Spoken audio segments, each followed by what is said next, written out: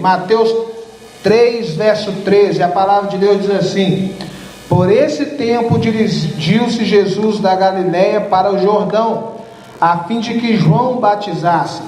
Ele, porém, o dissuadia, dizendo: eu é que preciso ser batizado por ti, e tu vens a mim? Mas Jesus lhe respondeu: deixa por enquanto, porque assim nos convém cumprir toda a justiça. Ele então admitiu. Batizado Jesus, saiu logo da água, e eis que se lhe abriram os céus, e viu o Espírito de Deus descendo como pomba, vindo sobre ele. E eis uma voz dos céus que dizia: este é o meu Filho amado, em quem me comprazo. Amém?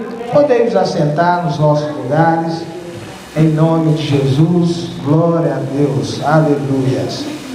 Irmãos, nós vimos no domingo passado que João Batista, ele estava dando testemunho acerca de Cristo, e ele estava posicionando, mostrando quem de fato ele era.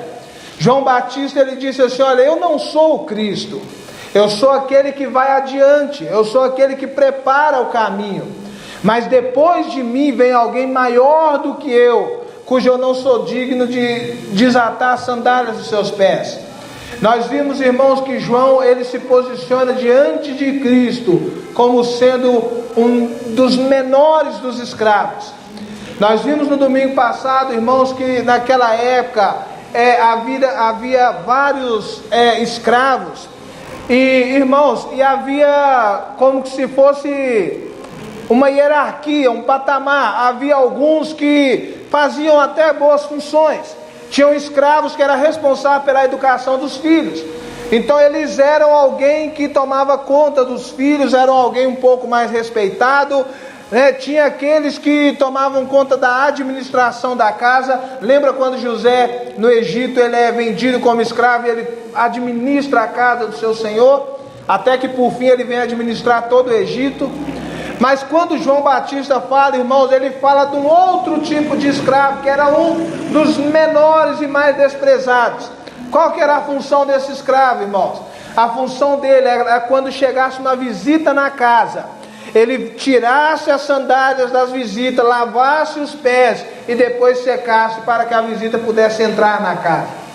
Irmãos, as visitas chegavam com os pés sujos, cheios de poeira, cheios de barro.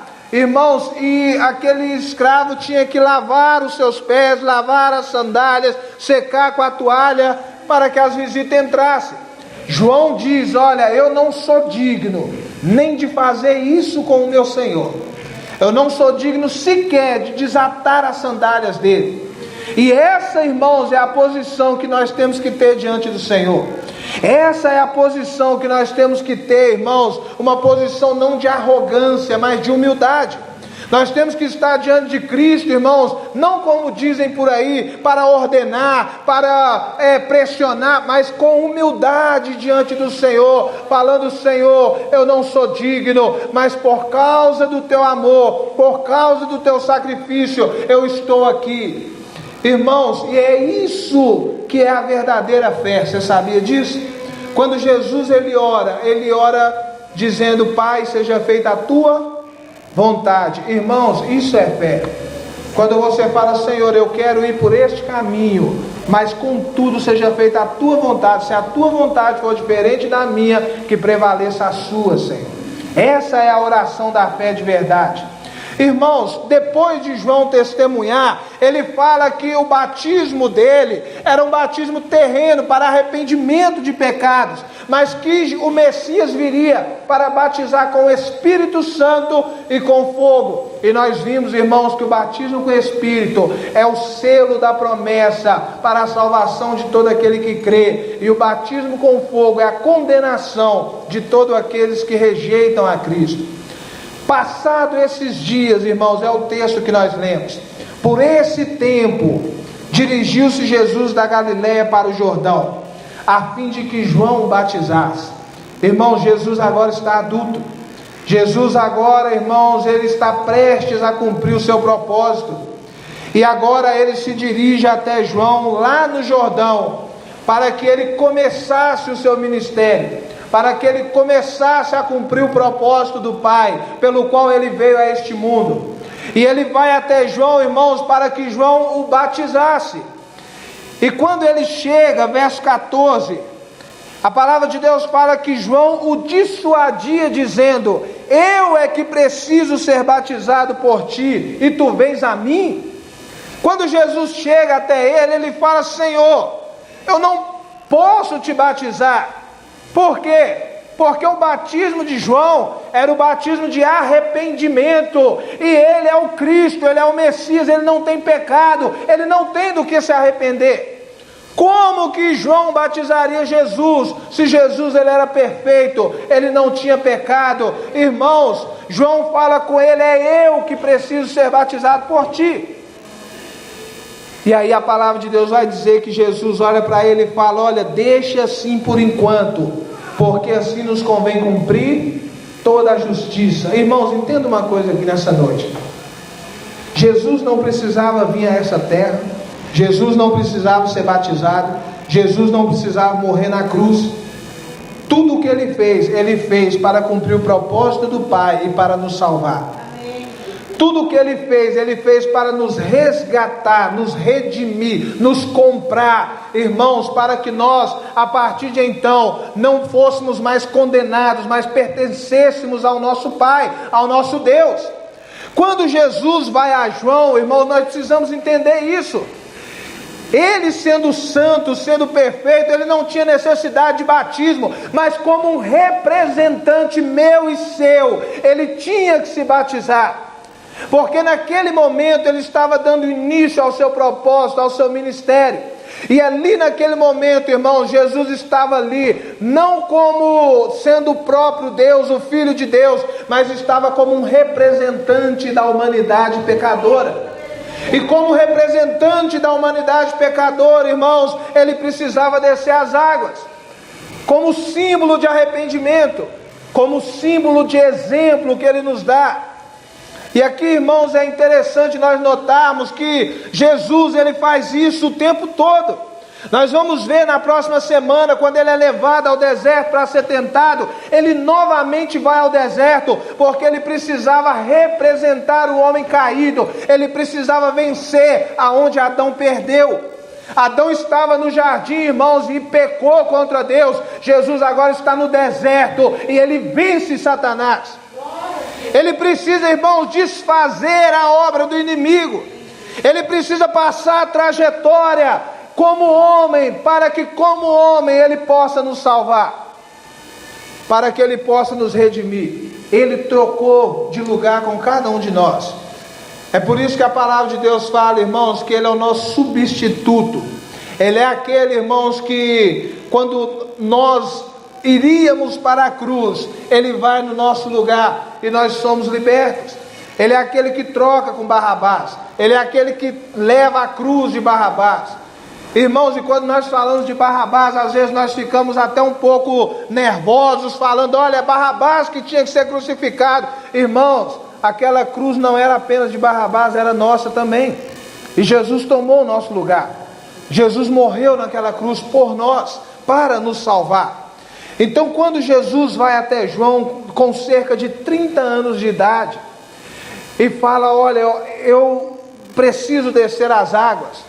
João a princípio não entende, mas quando ele fala: deixa assim, porque é necessário cumprir toda a justiça, é necessário que eu, Jesus falando, como Salvador da humanidade, eu cumpra todo o processo, eu possa representar o homem naquilo que ele caiu, eu possa levantá-lo, eu possa salvá-lo. Irmãos, então Jesus, ele passa todos os nossos labores, ele passa as nossas humilhações, aonde nós caímos, irmãos, ele sai vitorioso, e é por isso que ele é poderoso para nos salvar. É por isso que quando ele morre e ressuscita, irmãos, ele pode chegar diante do Pai. Lá em Apocalipse fala que ele chega diante do Pai, toma o livro da vida das suas mãos. O que que tem no livro da vida? Irmãos, tem o nome de todos aqueles que são salvos.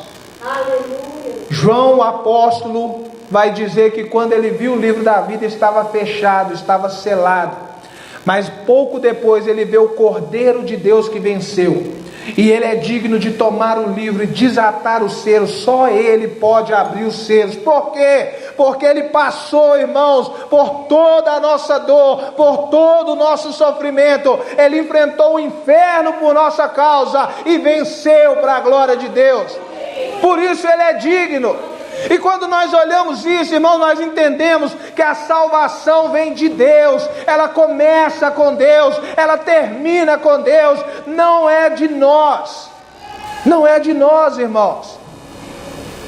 Esses dias eu estava conversando, eu não sei se foi lá em casa com a minha esposa, a pastora Cida, mas eu falei, olha, por que às vezes a gente fala com as pessoas não ouvem? E a gente às vezes fala, nossa, eu queria ter a condição de poder falar e a pessoa entender. Irmão, você sabe por que Deus não faz isso? Se Deus nos desse a condição de salvar outras pessoas, nós com o coração duro do jeito que nós somos, nós escolheríamos quem nós iríamos salvar. Nós iríamos falar, não, esse aqui ainda vai, mas aquele ali não. Irmãos, e Deus não é assim.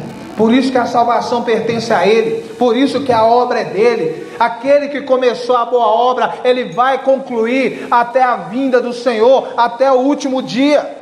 Irmãos, então veja bem, quando Jesus fala isso, João então entende, e a palavra de Deus fala no verso 16, batizado Jesus, saiu logo da água, e eis que abriram os céus.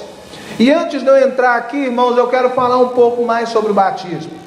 Nós somos batistas, a nossa igreja, ela é uma denominação batista. Pastor, qual que é a diferença?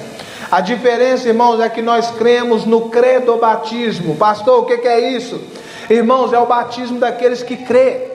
Nós não batizamos crianças. Por que nós não batizamos crianças? Porque uma criança não tem condição, irmãos, ela não sabe discernir entre o certo e o errado, ela não sabe discernir entre o bem e o mal. Ainda que ela peque. Pastor, criança peca? Sim. A criança, irmãos, entenda bem, a maldade, o pecado do homem é desde do seu nascimento, está enraizado no coração. A criança, ela é egoísta desde pequena, ela é rebelde desde pequena, é a sua natureza, irmãos, pecaminosa, mas ela faz essas coisas sem saber o significado dessas coisas. E quando chega numa idade adulta, ela começa a entender que isso que ela faz é errado. E é aí que ela tem a condição de vir a Cristo e ser batizada. É por isso, irmãos, que nós não batizamos crianças. É por isso que Jesus, que é o nosso exemplo de fé, ele é batizado com 30 anos de idade. E quando criança, ele é levado ao templo para ser apresentado a Deus, que é o que nós fazemos.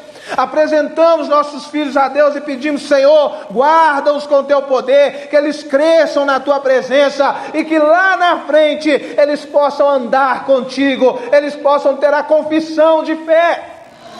Irmãos, o batismo, mais do que isso, ele é o símbolo da morte e da ressurreição. Quando você desce as águas, você está morrendo para o mundo, mas quando você sai das águas, você está vivendo para Deus uma nova vida. E isso é importante, você sabe por quê? Porque quando nós morremos para o mundo, escuta isso, é o apóstolo Paulo que vai falar em Romanos. Quando eu e você morremos para o mundo, nós passamos a não dever mais nada para o mundo. Irmãos, morto paga dívida? Sim ou não? Quando você morre para o mundo, você não deve mais nada para o mundo, você não é escravo do mundo, você não precisa andar segundo o mundo, não precisa obedecer às coisas do mundo. Irmãos, entenda bem, você não precisa agradar o mundo para ser aceito pelo mundo. Você morreu para Ele, você não deve mais nada para Ele, agora você vive para Cristo, para agradar o seu Senhor. Quando você sai das águas, irmãos, é um símbolo de uma nova vida, é o símbolo de um novo homem, e aqui se refere ao gênero masculino e feminino. Você sai dali, irmãos, uma nova criatura, filhos de Deus. Isso é importante, por quê? Porque Jesus tomou o nosso lugar, irmãos, e Ele nos deu um modelo, Ele nos deu exemplo. Ele nos deu o exemplo que nós devemos seguir. O batismo, irmãos, não é para aqueles que chegam de qualquer forma e apenas querem batizar, não. O batismo é para aqueles que nasceram de novo, para aqueles que se arrependeram dos seus pecados, para aqueles que creem no Senhor. É por isso que chama credo ao batismo, é o batismo do que crê. Eu creio em Jesus, Ele é o meu Salvador, só Ele pode perdoar os meus pecados. E como uma confissão pública de fé, a pessoa desce as águas, irmãos, para andar para sempre com o Senhor.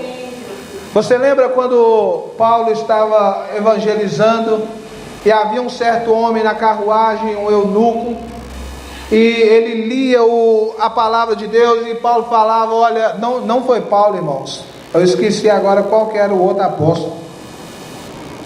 Não foi Paulo, eu vou lembrar e vou falar. Acho que era Filipe. E ele andava e falava, olha, entendes o que lê? E ele fala, como que eu posso entender se ninguém me explica?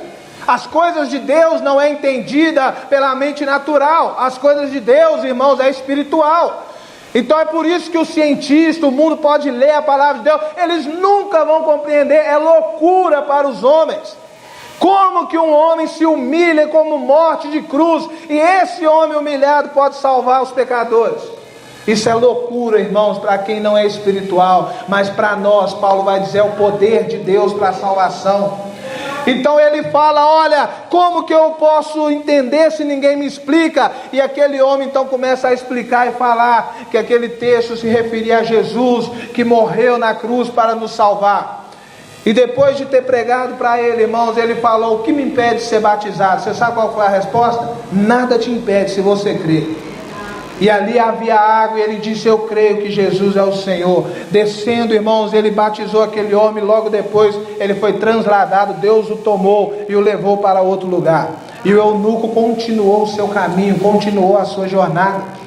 Irmãos, entenda bem, o batismo, irmãos, é algo essencial e necessário para o povo de Deus.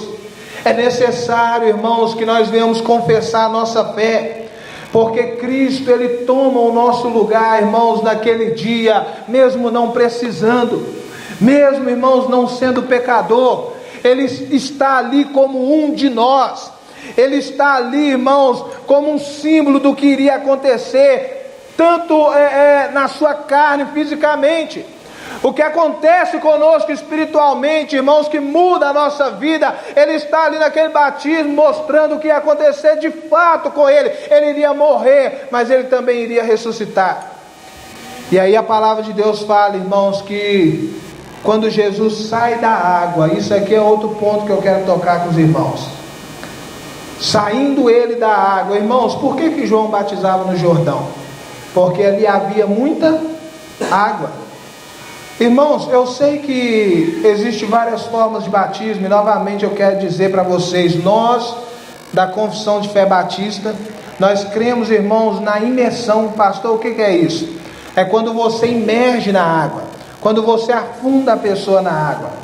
E nós vemos pelo texto, irmãos, que Jesus foi mergulhado na água, porque logo depois ele teve que sair da água. Assim é o modelo de batismo que o Senhor nos deixou. Veja bem, irmãos, se o batismo é um símbolo de morte e ressurreição, a morte, irmãos, é como se você estivesse enterrando o velho homem. Você tem que enterrar por completo. Você não enterra só uma parte e deixa a outra para o lado de fora. Você tem que enterrar por completo. E quando você sai para uma nova vida, você também sai por completo.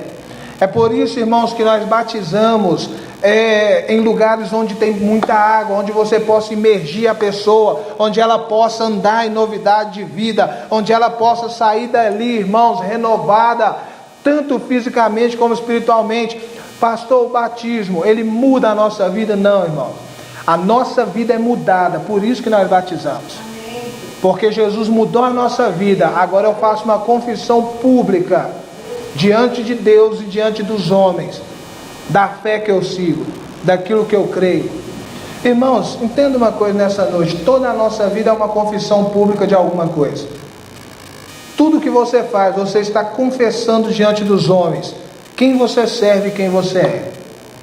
Se você, irmãos, está no mundo, você está confessando diante dos homens quem você serve e quem você é. As baladas, os carnavais, as festas, as misérias desse mundo, Aqueles que ali estão, irmãos, estão mostrando para todo mundo o Deus que eles servem, que é a carne, os prazeres mundanos, estão mostrando quem eles são. A nossa confissão pública é diferente.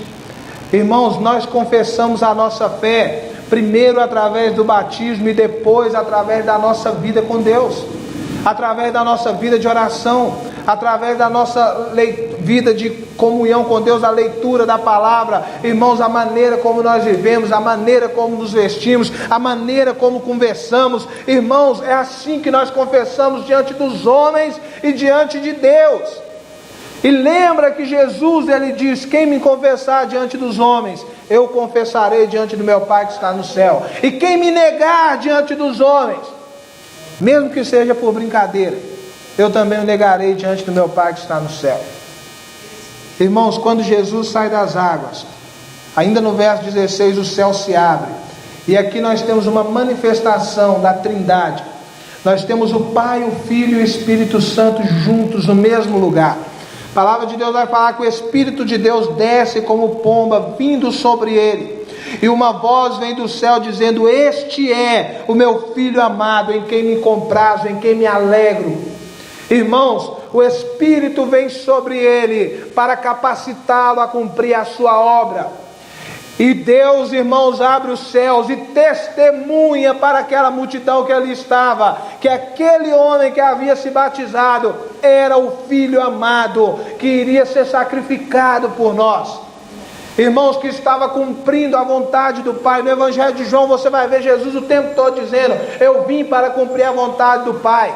Tudo que eu faço é o meu Pai que me enviou, é Ele que me ordenou. Pelo poder do Espírito, é por isso que Jesus orava, é por isso que ele jejuava, é por isso que ele estava nos montes, buscando a direção de Deus, porque como Deus, irmãos, ele era perfeito, mas como homem, como um de nós, ele necessitava do fortalecimento de Deus.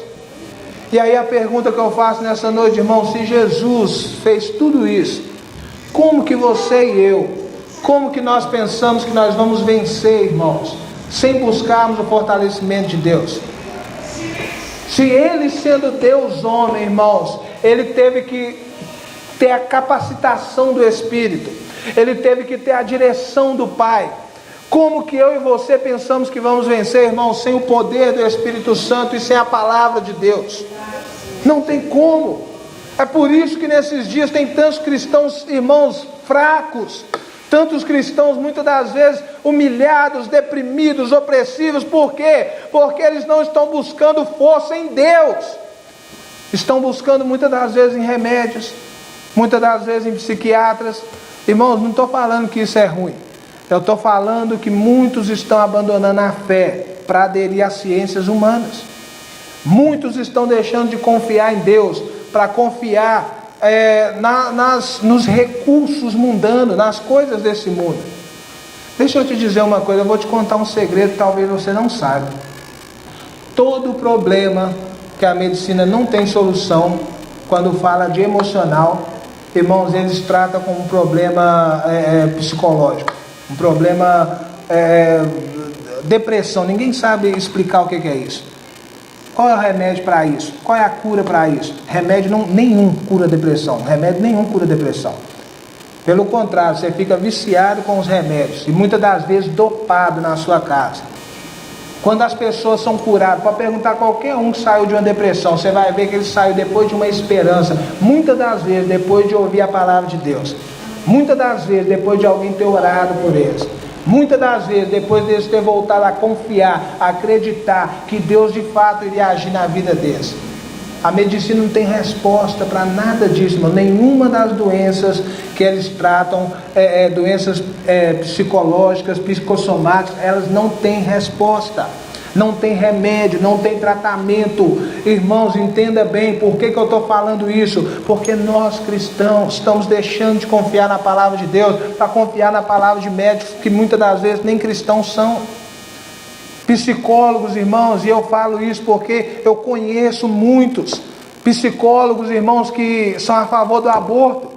Como que o psicólogo vai aconselhar uma menina de 14 anos grávida, que chega desesperado e fala: eu preciso conversar porque minha mãe não sabe que eu estou grávida. Aborta esse menino, porque esse menino vai dar problema, vai acabar com a sua vida. Você está novo, você precisa fazer faculdade, você precisa trabalhar, você precisa fazer isso. Irmãos, e muitas das vezes filhos de cristão indo atrás, ouvindo essas coisas, enquanto nós pais, nós cristãos, estamos deixando a palavra de Deus de lado. E aí novamente eu te digo, se Jesus, que é o nosso Senhor, Ele precisou do poder do Espírito e da direção de Deus para cumprir o seu propósito, você acha que nós não vamos precisar, irmão? Você acha que nós não vamos precisar? Cadê a oração do povo de Deus? Cadê a palavra de Deus, irmãos, habitando no coração da igreja? Paulo, ele fala, irmãos, que o servo de Deus tem que ser aprovado, aquele que maneja a palavra da verdade. Ele vai dizer em Efésios que a palavra, irmãos, de Deus é a espada que nós usamos na guerra. E aí eu te pergunto, irmão, você sabe manejar essa espada? Ou você vai sair para a guerra, irmãos, deixando a espada cair para o chão? Você vai ser destruído pelo inimigo. O meu povo foi destruído não pelo diabo, mas porque faltou conhecimento. Faltou conhecimento, porque não ouviu a voz do Senhor. Isso tem destruído a igreja. Isso tem destruído o povo de Deus. Irmãos, mas nessa noite, seguindo o modelo de Jesus, nós podemos falar: Senhor, eu não quero ser essa igreja fria, Senhor. Essa igreja vazia, não de pessoas. Entenda bem, a igreja somos nós. A igreja somos nós. Irmãos, igreja vazia é quando os nossos corações estão vazios. Nós não podemos ser esses tipos de pessoas. Se Jesus, sendo Deus, irmãos, Ele passou tudo isso, nos deu exemplo. Irmãos, nós sabemos por onde nós devemos ir. Nós conhecemos o caminho. Nós sabemos onde nós temos que pisar. Irmãos, nessa noite eu te desafio a andar com Deus. Eu te desafio a olhar para Ele e falar: Senhor, o Senhor não precisava passar por nada disso, mas já que o Senhor passou e abriu um caminho estreito para mim passar, eu vou me esmerar nesse caminho, mas eu vou andar nele. Eu vou tomar a minha cruz e vou te seguir. Eu vou tomar a minha cruz e vou te seguir. Vocês já viram aquele vídeo da cruz? Que vários homenzinhos ali, várias pessoas pegam a sua cruz e começam a caminhada. E aí um deles olha para a cruz e fala: essa cruz está muito pesada, vou cortar ela. E ele corta ela. E aí ele começa a andar e fala: não, ainda está pesado, vou cortar mais. E corta os lados da cruz, corta tudo. Irmãos, e aí ele começa a andar tranquilo com uma cruz que não é a cruz de Cristo. Ele começa a andar tranquilo, achando que resolveu o problema, com a esperteza do mundo. Até que chega no final, irmãos, para que eles pudessem atravessar o grande abismo da morte, eles tinham que usar a cruz. Todos usaram a cruz e passaram. A dele, por ter sido cortada, não dava o tamanho, não tinham espaço, e ele ficou para trás. Muitos estão assim no meio do povo de Deus, querendo ser espertos para com Deus, mas são tolos. Tome sua cruz, siga Jesus, ande pelo caminho estreito, busque ter vida de oração, busque ter comunhão com Deus. Para de querer agradar os outros aí fora. Ninguém tem nada a ver com a sua vida. Agrade antes aquele que morreu por você, aquele que deu o seu sangue na cruz por você. Pastor, o que os outros vão pensar? Irmãos, ao invés de preocupar com o que os outros vão pensar, preocupe o que Deus pensa de mim. Será que, como Jesus naquele dia, Deus olha e fala: aqui está um filho amado em quem eu me alegro? Será, irmãos, que Deus fala isso? É isso que tem que encher o nosso coração. Como Deus me vê, o que Deus pensa de mim. Irmãos, abandone as aparências, abandone a ilusão desse mundo. Para de querer, irmãos, aparecer ou ser uma coisa que você não é. Antes tenha o seu coração em Cristo. Comece a andar pensando: como Deus me vê, o que Deus pensa de mim. Será que Deus se agrada das minhas atitudes? Será que o Senhor olha para mim e fala: aqui está o meu filho, eu posso usá-lo, eu posso contar com ele, ele é um instrumento nas minhas mãos. Irmãos, é nisso que nós temos que nos preocupar. É nisso que nós temos que nos preocupar. Aqui, irmãos, para nós encerrar, nós temos o Pai, o Filho e o Espírito no mesmo lugar. O Pai, irmãos, é aquele que ordenou a obra da salvação. O Filho é aquele que veio para cumprir. O Espírito é aquele, irmãos, que ele, além de capacitar Jesus a cumprir a obra, ele é aquele que capacita o povo de Deus a chegar até o final. Jesus, ele disse: eu não vos deixarei órfão, eu enviarei o Espírito Santo, o Consolador, e ele está em nós. Ele está em nós, irmãos. É ele que nos leva até o final. É ele que conclui a boa obra que Cristo começou. Fique sobre seus pés, em nome de Jesus. Vamos orar ao Senhor. Põe uma música aí. Aleluias. Irmãos, nessa noite eu quero que você guarde no coração: Cristo tomou o nosso lugar. Isso é importante, irmãos, porque quando nós sabemos disso, nós vemos quem nós somos de verdade. E eu quero que você guarde no coração, irmão, se Jesus passou por tudo isso, nós também, irmãos, tendo Ele como exemplo, como modelo, nós também podemos seguir o caminho que Ele trilhou. Se Jesus, irmão, dependeu do Espírito Santo para cumprir o propósito do Pai, eu e você precisamos depender do Espírito de Deus. Feche seus olhos. Busque o Espírito de Deus nessa noite. É o poder de Deus que nos capacita, irmãos.